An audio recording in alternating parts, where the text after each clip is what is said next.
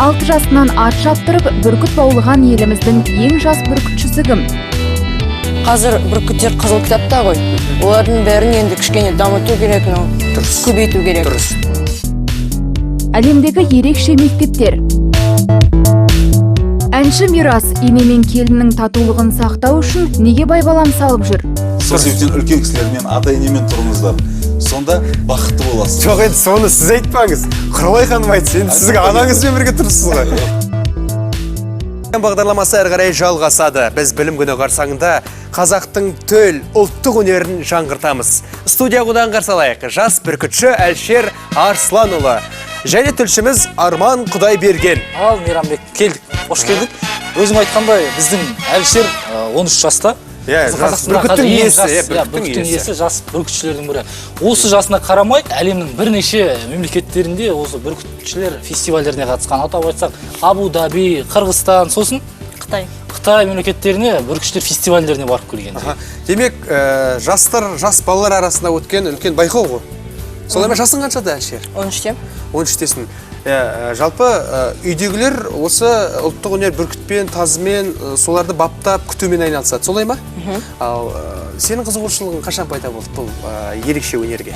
5-6 жаста мен кішкентай құстармен айналысқанмын. Әкем Қаршыға алып келген. Сонымен ол мені үйреткен, жанында отырсын деп үйреткен. Сол бір жайлау жерге шығып, сол құстарды әкем бірінші көмектескен құстармен айналысуға. Сосын бірақ мен өзім үйреніп кеттім. Кішкентай құстармен айналысуға. Ол ұшыратын мен. Сол кішкентай құстарды мен ұшыратынмын. Сосын әкем, мен соны өзім қазір, сол кішкентай құстарды өзім үйрет алам. Оларды жабайы болса, мен оларды ұшыруға үйрет аламын. Қалада тұрасың ғой? Тауларға жақынырақ. Тауға жақынырақ тұрасың. Әлшер осы өнерінің негізі бір жағы хобби десе де болады. Бос уақытында сабаққа барып келеді. Мәселен, бүгін білім басталып жатыр. Сонымен қоса осы бүркітпен, тазымен, сенбі жексенбі күндер осылармен айналысады. Сонысы үлгі тұтарлық. Енді сұрайын. Тазы, бұның атын білуге бола ма? Ақбар. Ақбар.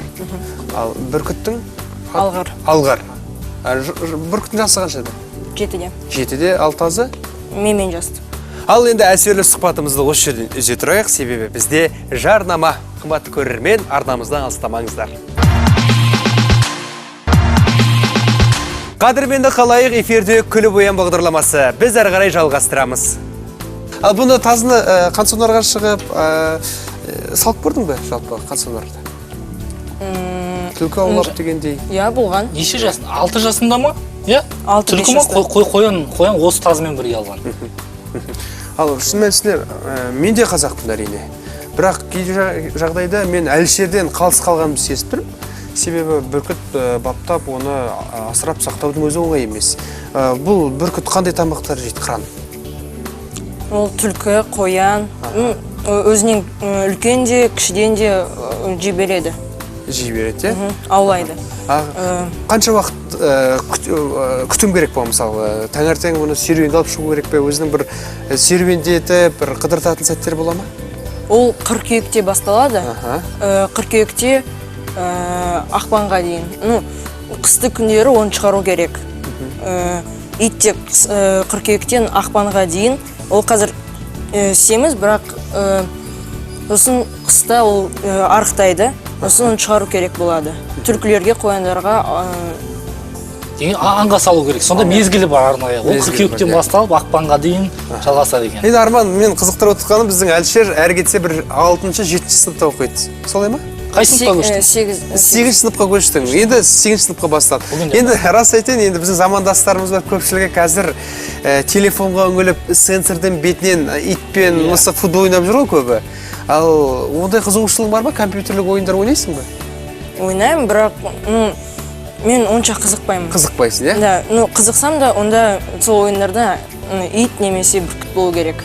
Бүркіт болу керек. Басқа ойын ойнамайды. Ерекше. Міндетті сондай болу керек. Ал енді арманың қандай?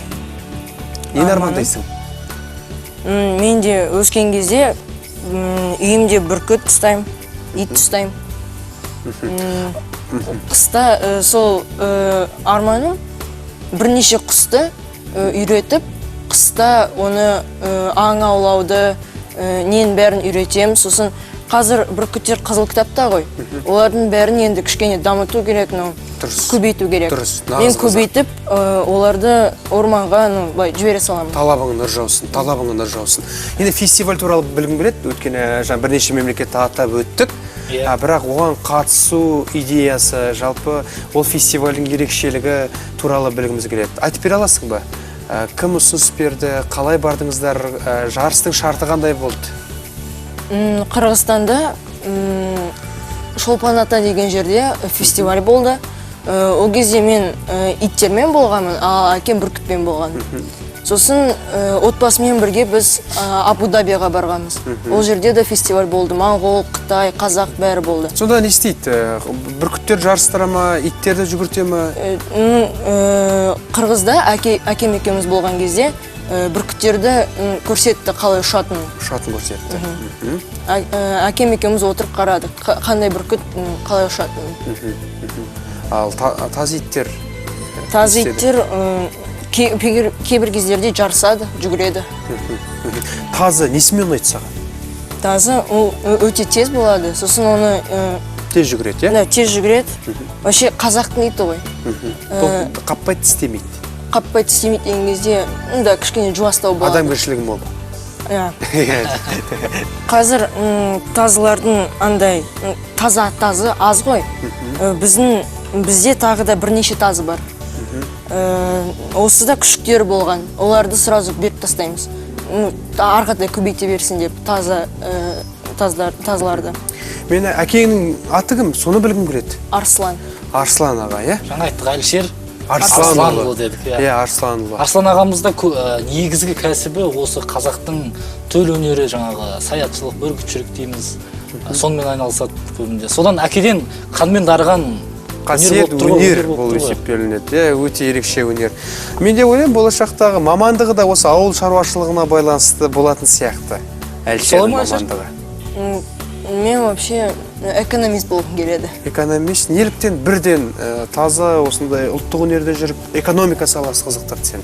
Экономика дегенде мамам жақтан, ал осы мал шаруашылығы, құстар мен иттерді әке жақтан менде хобби болады. Хобби болады. Демек екеуінде қатар алып жүреді. Әкенің кәсібінде, ананың үстімен келген білімінде. Өте қуанып отырмын, яғни тектілі жерден шыққан перзент екені көрініп тұр. Біз 8-ші сыныпта не істегеніңді білесің бе, Арман? Біз доп ойнап жүргенбіз, иә, ол кезде. Менде доп қуам. Доп қуасың, доп тебесің. Барлығына компьютерде де ойнайды екен, допты да тебеді екен. Сабақты да оқиды, және сонымен қатар қосымша. Тамаша.